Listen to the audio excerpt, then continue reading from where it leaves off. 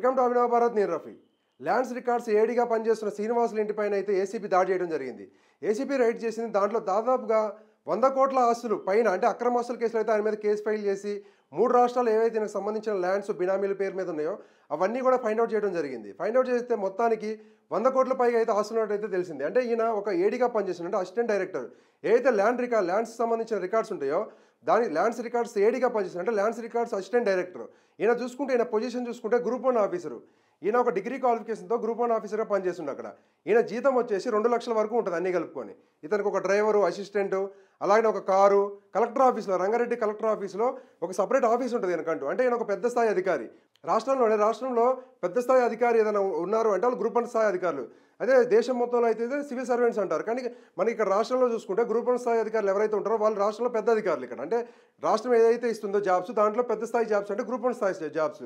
కాబట్టి ఇక్కడ చూసుకుంటే శ్రీనివాసులు ఎవరైతే ఉన్నారో ఈయన పేరు మీద దాదాపుగా 100 కోట్ల ఆస్తులు, అంటే 100 కోట్ల ఆస్తులు ఈయన పేరు మీద కాదు, బినామీల పేరు మీద అవన్నీ చూసుకుంటే 20 ఎకరాల భూమి, తర్వాత కేజీన్నర బంగారము, వెండి, తర్వాత రైస్ మిల్లు మహబూబ్ నగర్ జిల్లాలో, అలాగే ఏదైతే రంగారెడ్డి జిల్లాలో, ఈ జిల్లాలో ల్యాండ్స్ అన్నీ కూడా అయితే ఉండటం జరిగింది. అంటే ఇవన్నీ మొత్తం చూసుకుంటే ఈయనకి ఎలా వస్తున్నాయి ఇన్ని డబ్బులు?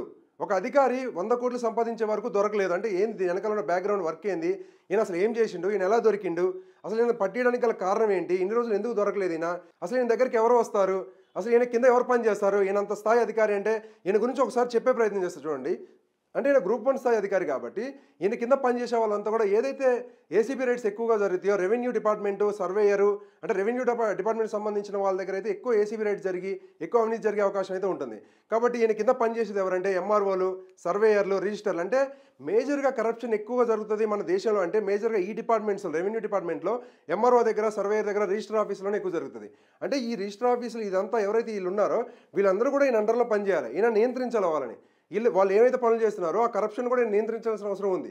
వాళ్ళు చేసే వర్క్ను కూడా ఈయన అబ్జర్వ్ చేసుకుంటూ వాళ్ళతో పని చేయించాలి ప్రజలకి.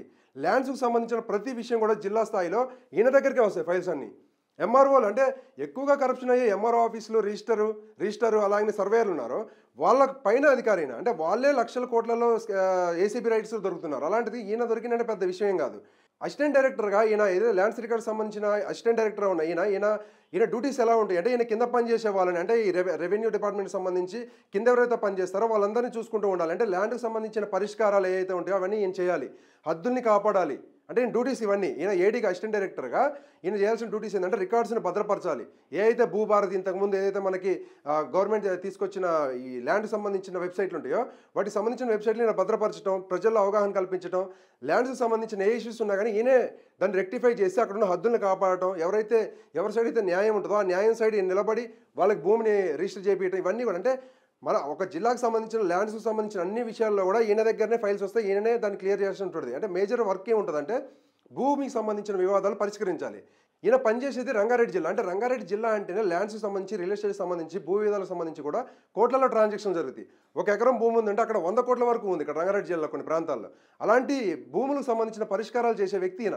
అంటే అంత పెద్ద స్థాయి అధికారి, అంత రెస్పెక్ట్, అంత హోదా ఇదంతా ఉంచుకోండి. కూడా ఇలాంటి చీప్ బిహేవ్ చేయడం వల్ల ఈయన పట్టుకోవడం అయితే జరిగింది. అంటే ఎందుకు ఈయన 100 కోట్లు, అంటే ఈయన దాదాపుగా సర్వీస్ చూసుకుంటే ఈయనకు ఒక 15 నుంచి 20 సంవత్సరాల సర్వీస్ అయితే ఉండొచ్చు. ఒక 15 సంవత్సరాల సర్వీస్ ఉండొచ్చు. అంటే ఈయన 10 సంవత్సరాల సర్వీస్లో ఈయన ఎందుకు పట్టుకోలేకపోయారు? అంటే ఎందుకు ఇలా జరుగుతుంది? మొత్తం సంపాదించిన తర్వాత ఎప్పుడో రిటైర్డ్ అయ్యే ముందు ఎందుకు దొరుకుతున్నారంటే ఈ బ్యాక్గ్రౌండ్ వర్క్ ఎలా జరుగుతుందో చెప్పే ప్రయత్నం చేస్తారు చూడండి. వాస్తవానికి చూసుకుంటే ఈయన ఏదైతే దొరికిండో ఈయన డైరెక్ట్గా దొరకలేదు. ఎవరో కంప్లైంట్ ఇస్తేనే ఏసీబీ వెళ్ళి దాడులు చేసింది. ఎందుకు చేసింది? ఇన్ని రోజులు చేయకుండా ఇప్పుడే ఎందుకు చేసిందంటే ఈ స్థాయి అధికారులకు వెళ్ళిన తర్వాత కొంతవరకు యాటిట్యూడ్ అంటారు కదా, ఆ యాటిట్యూడ్ పెరుగుతుంది. పెరిగినప్పుడు అక్కడున్న రాజకీయ నాయకులు కానీ, కొంతమంది అధికారులు కానీ ఎవరైనా ఏదైనా పనులు చెప్పినా కానీ వీళ్ళు విన్నప్పుడు ఏం చేస్తారు, వీళ్ళంతా టార్గెట్ చేసి ఈయన ఎక్కువ డబ్బులు సంపాదిస్తున్నాడు, అక్రమాస్తులు బాగున్నాయి అని చెప్పేసి, మన పనులు చేయట్లేదని చెప్పేసి, ఏదో ప్రజలను మేలు చేద్దామని కాదు, వాళ్ళకి సంబంధించిన ఏదో పనులు ఉంటే ఆ పనులు నేను చేయనని చెప్పేసి, ఎక్కువ డబ్బులు అడిగిందని చెప్పేసి, ఇలాంటి కారణాలతో వాళ్ళు పై ఆఫీసర్ల దగ్గరికి వెళ్ళి, హైయర్ ఆఫీషియల్స్ దగ్గరికి వెళ్ళి కంప్లైంట్లు ఇచ్చి తర్వాత పెద్ద స్థాయిలో, అంటే ఇప్పుడు ఈయన ఏసీబీ రైడ్ అంటే అంత ఈజీ కాదు. ఒక మినిస్టర్, ఒక సీఎం లెవెల్ నుంచి పర్మిషన్ ఉంటేనే ఈయన మీద ఏసీబీ రైడ్లు అవుతాయి. ఎందుకంటే రంగారెడ్డి జిల్లా లాంటి ల్యాండ్స్ ఎక్కువ ఎడున్నాయి అంటే రంగారెడ్డి జిల్లాలో ఉన్నాయి మన తెలంగాణలో. అలాంటి ప్రాంతానికి ఏడీగా పనిచేస్తున్నా, అంటే అసిస్టెంట్ డైరెక్టర్గా ల్యాండ్స్కి సంబంధించిన అసిస్టెంట్ డైరెక్టర్ పనిచేస్తున్నా, అంటే ఈయన పోస్టింగ్ కోసం దాదాపుగా 50 లక్షల నుంచి ₹1 కోటి అయితే సమర్పించుకోవాల్సి ఉంటుందంట. డైరెక్ట్గా నేను చెప్తున్నది కాదు, ఇది న్యూస్ పేపర్లు చెప్తున్నది కాదు. డైరెక్ట్గా ఎవరైతే అధికారులు ఉంటారో రిటైర్డ్ అయిన అధికారులు యూట్యూబ్ ఛానల్స్కి ఇంటర్వ్యూస్ ఇస్తున్నారు. చూడండి కావాలంటే వాళ్ళు యూట్యూబ్ ఛానల్స్కి ఇంటర్వ్యూస్ ఇచ్చుకుంటూ మంచి పోస్టింగ్ కావాలి అంటే దాదాపుగా 50 లక్షల నుంచి ₹1,00,00,000 సమర్పించుకోవాలి. ఎవరికి సమర్పించుకోవాలి? ఆ డిపార్ట్మెంట్కి సంబంధించిన మినిస్టర్కో లేదంటే ఆ డిపార్ట్మెంట్కి సంబంధించిన హైయర్ ఆఫీషియల్స్కో వీళ్ళకి సమర్పించుకోవాలంట. ఇలా వీళ్ళకి సమర్పించుకోండి అంటే ₹1,00,00,000 ఒక పోస్టింగ్కి తీసుకున్నప్పుడు వీళ్ళు ఎంత సంపాదిస్తారు? ఆబ్వియస్గా 100 కోట్లు సంపాదించండి. అంటే 1% లంచం ఇస్తే 99% మనకి వీళ్ళకి 99% వీళ్ళకైతే ఆదాయం వస్తుంది. అంటే ఈ రకంగా జరుగుతుంది అంటే పెద్ద స్థాయిలో అధికారుల సపోర్ట్ లేకుండా అయితే ఇన్ని సంవత్సరాలు జరగదు. ఎక్కడో దగ్గర ఫ్లాప్ అయిపోతారు. ఇక్కడ చూసుకుంటే ఈయన కింద పనిచేసే, ఈయన అండర్లో పనిచేసే ఎంఆర్ఓలు, సర్వేయర్లు, అలాగే ఎవరైతే రిజిస్టర్లు ఉంటారో వీళ్ళందరూ కూడా ఈయన కింద పనిచేస్తారు. ఈయన కింద పనిచేస్తూనే లక్షల్లో డిమాండ్ చేస్తూ ఉంటారు. ఏది పనులు చేయించుకోవడం, అంటే జెన్యూన్ పనున్నా సరే వీళ్ళు చేయించుకోవడానికి. అలాంటిది ఈయన దగ్గరికి ఎంత పెద్ద డీల్స్ వస్తాయి? ఈయన సంతకం పెడితే ₹100 కోట్ల ఉన్న ఎకరం ల్యాండ్ కూడా ఈయన పరిష్కరించాలి అంటే ఈయన ఒక సంతకం పెడితేనే అక్కడ పరిష్కారం అయ్యి ల్యాండ్స్ రికార్డులోకి ఎక్కుతాయి వాళ్ళ పేరు మీద. ఎవరికైతే చెందితే వాళ్ళ పేరు మీద ఎక్కుతాయి. అంటే ఇలాంటి స్థాయి, ఇంత పెద్ద స్థాయి అధికారి 100 కోట్లు సంపాదించడం చాలా తక్కువ. ఆ ఏసీబీ రైట్స్ కూడా వాళ్ళు అదే చెప్తున్నారు. 100 కోట్ల పైగా ఆస్తులు ఉన్నాయని. 3 రాష్ట్రాల్లో ఉన్నాయంట, తెలంగాణ, ఆంధ్రప్రదేశ్లో, అటు కర్ణాటకలో సంబంధించి. అంటే ఇక్కడ ప్రభుత్వం కూడా దృష్టి పెట్టాలి. ఎందుకు పెట్టాలి? ఏం పెట్టాలి? ప్రభుత్వం దృష్టి ఏం పెట్టాలంటే లంచాలు ఇచ్చి పోస్టింగ్లు తీసుకున్నా అంటే అందరికీ తెలిసి ఇదంతా ఓపెన్ సీక్రెట్, ఇదేం కొత్త ఏం కాదు. ఏదైతే సంబంధించిన మేజర్ ఆఫీసులు ఉంటాయో ఇలాంటి ల్యాండ్కి సంబంధించిన రెవెన్యూ డిపార్ట్మెంట్కి సంబంధించిన పోస్టింగ్స్, ఆ పోస్టింగ్ సంబంధించి డబ్బులు ఇస్తేనే ఆ పోస్టింగ్ ఇస్తారనేది ఓపెన్ సీక్రెట్, అందరికీ తెలుసు. కాకపోతే ఎవరు బయటికి రారు. ఇలా చేసుకుంటూ పోవడం వల్ల ఈయన మీదంటే ఎవరో పగబట్టి ఈయన దొరకబట్టిరు, శ్రీనివాసుల్ని దొరకబట్టిరు, ఈయన అయిపోయింది. కానీ ఇలాంటి వాళ్ళు ఎంతమంది ఉన్నారు?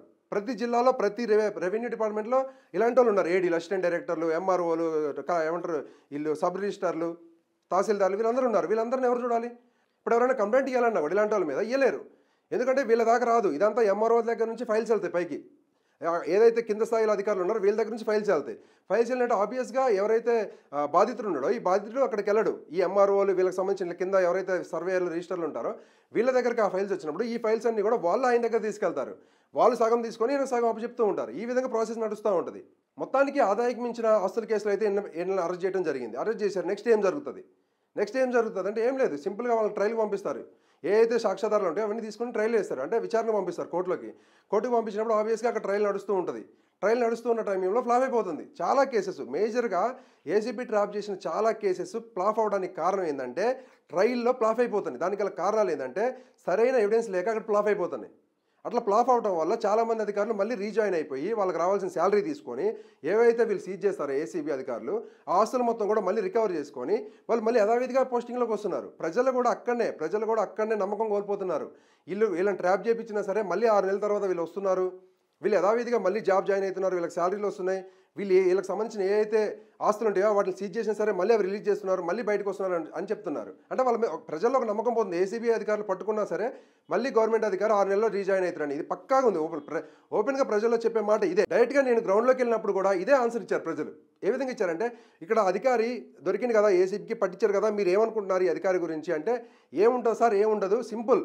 వాళ్ళు 6 నెలలు కోర్టుల చుట్టూ తిరుగుతారు. ట్రయల్ అయితే ట్రయల్లో ఫ్లాప్ అయిపోతుంది కేసు, వెనక్కి వస్తారు, మళ్ళీ రీజాయిన్ అవుతారు. రీజన్ అయిపోయి వాళ్ళకి రావాల్సిన శాలరీ కూడా మళ్ళీ ఇస్తుంది గవర్నమెంట్. ఎందుకంటే వాళ్ళకి శిక్ష పడలేదు కదా, వాళ్ళు తప్పు చేశారని ప్రూవ్ అయితే ట్రయల్లో అప్పుడు శిక్ష పడుతుంది. వాళ్ళు సర్వీస్ నుంచి రిమూవ్ చేస్తారు, పర్మనెంట్ రిమూవ్ చేస్తారు. కానీ శిక్ష పడదు. అక్కడ శిక్ష పడకుండా వాళ్ళు ట్రయల్కి వెళ్తూ ఉంటారు. అప్పటి వరకు వాళ్ళు నిర్దోషే. శిక్ష పడే వరకు కూడా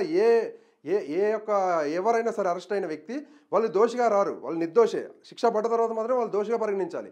కాబట్టి వాళ్ళు మళ్ళీ గవర్నమెంట్లో రిటర్న్ తీసుకున్న తర్వాత వాళ్ళకి ఏదైతే శాలరీ రావాలో 6 నెలలు కానీ సంవత్సరం కానీ ఆ శాలరీ మళ్ళీ పే చేసి మళ్ళీ వాళ్ళ దగ్గర నుంచి ఏదైతే ల్యాండ్ సీజ్ చేసిందో అవన్నీ కూడా మళ్ళీ రిలీజ్ చేస్తుంది ఆస్తులు. ఈ విధంగా అయితే ప్రజల్లో ఇలాంటి నమ్మకం అయితే కోల్పోతున్నారు. ప్రజల్లో అయితే నమ్మకం లేదు. అయితే ఎందుకు ఇలా జరుగుతుంది అంటే ఇక్కడ చూసుకుంటే ఇప్పుడు ఈయననే ఉన్నాడు, శ్రీనివాసులు ఉన్నాడు. ఏడీ శ్రీనివాసులు విషయంలో ఏం జరిగింది అంటే ఇప్పుడు ల్యాండ్స్ ఉన్నాయి, ఒక 20 ఎకరాల ల్యాండ్స్ అయితే ఆయన సీజ్ చేశారు ఎవరు, ఏసీబీ వాళ్ళు. చేసిన తర్వాత 20 ఎకరాల ఎవరి పేరు మీద ఉంటాయి, ఎవరో వాళ్ళ ఫ్రెండ్స్ బినామీల పేరు మీద ఉంటాయి. బినామీల పేరు మీద ఉంటే ఏమైనా అవుతుందా? వీళ్ళ దగ్గర బంగారం కానీ డబ్బు కానీ దొరికితే మాత్రమే కోర్టులో ట్రయల్లో వీళ్ళకి శిక్ష పడే అవకాశం ఉంటుంది. అంటే బంగారం కానీ డబ్బు కానీ ఎందుకు వీళ్ళింట్లో ఉంది అంటే వీళ్ళు అక్రమంగా సంపాదించారని చెప్పేసి ఎక్కువ మేజర్గా చూసుకుంటే బంగారం కంటే కూడా డబ్బు దొరికితే మాత్రం వీళ్ళ మీద ఎక్కువ యాక్షన్ తీసుకోవడానికి అవకాశం ఉంటుంది కోర్టుకి. ఎందుకంటే అదే ప్రూఫ్. ఇప్పుడు ల్యాండ్ ఉంది, అనే వ్యక్తి శ్రీనివాసులు ఉన్నాడు. శ్రీనివాసులు అనే వ్యక్తి 20 ఎకరాల ల్యాండ్ దొరికింది ఆయన బినామీల పేరు మీద, అందరి పేరు మీద. అయితే ఈయన ఒక 5 ఎకరాలు ఈయన పేరు మీద ఉంటుంది, 15 ఎకరాలు ఉంటుంది. ఆ 15 ఎకరాలు సపోజ్ ఒక ఎకరం 10 కోట్లు అంటే 150 కోట్లు ఉంటుంది అనుకోండి. అదేం చేస్తారంటే వేరే ఎవరో రమేషో, సురేషో, నరేషో సంథింగ్ ఇలాంటి పేర్లతో వీళ్ళ ఫ్రెండ్స్ పేరు మీద అయితే పెట్టుకుంటారు ల్యాండ్స్. పెట్టుకున్నప్పుడు ఏంది ఆ పత్రాలు మీ ఇంటికాడ ఎందుకు నేను కోర్టు అడిగినప్పుడు ఈయన ఏం చెప్తారు ఆబ్వియస్గా ట్రైల్లో అది నా ఫ్రెండ్ పోతాయి అని చెప్పేసి నా దగ్గర అయితే సేఫ్ ఉంటుంది, నేను ఒక గవర్నమెంట్ అధికారిని, నా దగ్గర అయితే సేఫ్ ఉంటాయి అని చెప్పేసి నా దగ్గర పెట్టిండు, అంతేగాని నేను ఒక సేఫ్ ప్లేస్లో ఉంటాను కాబట్టి నా దగ్గర పెట్టిన, అంతేగాని నాకు ఈ ల్యాండ్ సంబంధం లేదు అంటాడు.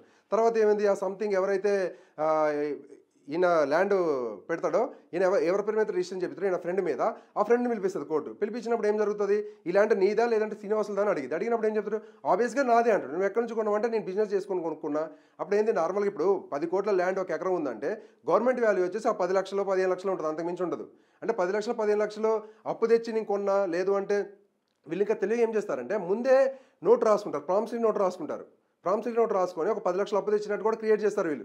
ఏముంది డేట్ వేస్తారు, డేట్ వేసి 10 సంవత్సరాలు, ఇప్పుడు ఒక 4 సంవత్సరాల ముందు ల్యాండ్ కొన్నారంటే ఆ 4 సంవత్సరాల ముందే డేట్ వేసేసి నేను ప్రామిసరీ నోట్ రెడీ చేస్తారు వీళ్ళు. రెడీ చేసి వేరే వాళ్ళ దగ్గర నేను 10 లక్షలు అప్పు తీసుకున్నా అని చెప్పేసి కోర్టుకు చూపిస్తారు. ఇదంతా లాయర్ మళ్ళీ సెట్ చేస్తాడు, ఎవరైతే వీళ్ళకి తరఫున న్యాయవాది ఉంటాడో ఈ న్యాయవాది మొత్తం సెట్ చేసి మొత్తం తీసుకుపోయి కోర్టు సబ్మిట్ చేస్తే అరే వీళ్ళది కాదు, ఈ శ్రీనివాసులు కాదు. అంటే కోర్టుకు కావాల్సింది ఏంది, సాక్ష్యాధారాలు, ఎమోషన్స్ ఎథిక్స్ కాదు, కేవలం కోర్టుకు కావాల్సిన సాక్ష్యాధారాలు ఉంటే మాత్రమే కోర్టు పనిష్మెంట్ ఇస్తుంది, లేదంటే ఇయ్యదు. కాబట్టి అక్కడికి వెళ్ళిన తర్వాత వీళ్ళు ఏం చెప్తారు, కోర్టు ఎట్టి పరిస్థితుల్లో కూడా ఈయన దోషి అని పరిగణించదు, నిర్దోషాన్ని పరిగణించదు. ఈయన ఒక స్టాండర్డ్గా ఒక నిలకడ ఒక మనిషి ఉన్నాడు, ఆ మనిషి దోషాన్ని నిర్దోషాన్ని డిసైడ్ చేసేది సాక్ష్యాలు. కాబట్టి కోర్టు అవి అన్ని పరిగణలోకి తీసుకుని ఏం చేస్తుంది, ఈయనది కాదు, ఈయన సేఫ్ ప్లేస్ అని చెప్పేసి ఈయన పెట్టుకున్నాడు, ఈయన పేరు మీద ఎలాంటి లీగల్ అథారిటీ లేదు కాబట్టి ఇది ఆయనది కాదని చెప్పేసి కేసు కొట్టేస్తుంది. ఆబ్వియస్గా జరిగేది ఇదే. ఇప్పుడు 100 కోట్లు సంపాదించిన వ్యక్తి ఏమంటారు సాక్ష్యాధారాలని తారుమారు చేయడం పెద్ద విషయం ఏం కాదు, ఎంత చిన్న విషయం. ఇప్పుడు 100 కోట్లు ఉన్నాయి, ఒక 10 కోట్లు కాదనుకుంటే సాక్ష్యాధారాలు తారుమారు అవ్వవా, ఈజీగా అయిపోతాయి. ఎంత పెద్ద ఆఫీసర్ అయినా ఎంత పెద్ద అధికారి అయినా మేజర్ కేసెస్లో ఇలాంటి కేసెస్లో అయితే ఒక 0కి లొంగకపోవచ్చు, ఇంకో 0కి లొంగకపోవచ్చు, ఇంకో 0కి పక్కాగా లొంగుతాడు. చాలా మేజర్ అంటే ఎవరో ఒకరు ఏమంటారు బాగా నిజాయితీపరుల అధికారులు ఉంటే ఎవరు ఏం చేయలేరు, కొనలేరు. కానీ మేజర్గా ఇలాంటి ఏసీబీ ట్రాప్లు అయిన కేసుల్లో ప్లాఫ్ అవడానికి కారణం అంటే కోర్టు ట్రయల్లో ప్లాఫ్ అయిపోవడానికి కారణం వచ్చేసి మేజర్గా వీళ్ళు సాక్ష్యాధారాలు తారుమారు చేయడం ద్వారా వీళ్ళైతే బయటకు వస్తున్నారు. అదే చెప్తున్నారు అధికారులు కూడా అదే చెప్తున్నారు, కొంతమంది రిటైర్డ్ ఆఫీసర్లు కూడా అదే చెప్తున్నారు. వీళ్ళు సాక్ష్యాధారాలను తారుమారు చేస్తారు. ఒక అధికారి నిజాయితీగా అధికారి పట్టుకున్నాడు, అక్కడ నుంచి వెళ్ళిపోయినంటే ఈ కోర్టు నడిచే టైంలో ఆయన అక్కడ నుంచి ట్రాన్స్ఫర్ అవ్వచ్చు, లేదంటే అక్కడ నుంచి వెళ్ళిపోవచ్చు, లేదంటే వీళ్ళే డబ్బులు ఇచ్చి అక్కడ నుంచి ఆయన ట్రాన్స్ఫర్ చేయొచ్చు. నిజాయితీకరల ఎవరైతే నిజాయితీపరుడైన ఆఫీసర్ ఉంటాడో ఆయన ట్రాన్స్ఫర్ చేయొచ్చు. ట్రాన్స్ఫర్ చేసిన తర్వాత ఇంకో అధికారిని వాళ్ళకి అనుకూలంగా అధికారిని తెచ్చుకుంటారు, అక్కడ ఆయన సాక్ష్యాలు తారుమారు చేస్తాడు. ఈ విధంగా అయితే ఏసీబీ ట్రాప్లు పడ్డా సరే, ఏసీబీ ట్రాప్ చేసినా సరే కష్టపడి ఏసీబీ పనిచేస్తుంది, కానీ ఉపయోగం లేకుండా పోతుంది. చివరి వరకు ఎండి వరకు కూడా ఏదైతే సాక్ష్యాధారాలు ఉంటాయి ఇవన్నీ కూడా సబ్మిట్ చేసి వాళ్ళకి శిక్ష పడేలాగా చేస్తేనే ప్రజల్లో నమ్మకం వస్తుంది. ఈ అవినీతి అధికారులు ఎవరైతే ఉంటారో వీళ్ళందరూ కూడా ఒక క్రమశిక్షణతో ఒక పద్ధతిగా పనిచేస్తారు, ఎలాంటి కరప్షన్ లేకుండా. కరప్షన్ లేని ఇండియాని అయితే సృష్టిద్దాం. మార్పు అనేది మనతోనే మొదలవ్వాలి. కాబట్టి మన ఎట్టి పరిస్థితుల్లో కూడా మీరు ఎవరైనా సరే, నేనైనా సరే, మీరైనా సరే, ఎవరైనా మనకి ఒక ప్రభుత్వ అధికారితో పని ఉంది అంటే అక్కడికి వెళ్ళిన తర్వాత వాళ్ళు మనకు నిజాయితీగా పని చేయాల్సిన అవసరం ఉంది. మన ట్యాక్సులు తీసుకొని వాళ్ళైతే మనకు పని చేస్తున్నారు, మన ట్యాక్సుల రూపంలో వాళ్ళకి శాలరీస్ ఇస్తుంది గవర్నమెంట్, అంతేగాని వాళ్ళు ఫ్రీగా ఏం చేయట్లేదు మనకి. కాబట్టి మనకు కావాల్సిన జెన్యూన్ పని మనం చేయించుకుందాం. నేనైనా మీరైనా ఎవరైనా సరే ₹1 లంచం ఇవ్వద్దు. ఎవరైనా లంచం అడిగితే డైరెక్ట్ మీరు సరే సార్ అని పక్కకు రండి, పక్కకు వచ్చేసి ఏసీబీ టోల్ ఫ్రీ నెంబర్ ఏదైతే ఉందో దానికి కాల్ చేయండి. కాల్ చేసిన తర్వాత మీకు కావాల్సిన పని జరుగుతుంది. ఒక లంచగొట్టే అధికారిని పట్టించిన మంచి పేరు మీకు వస్తుంది.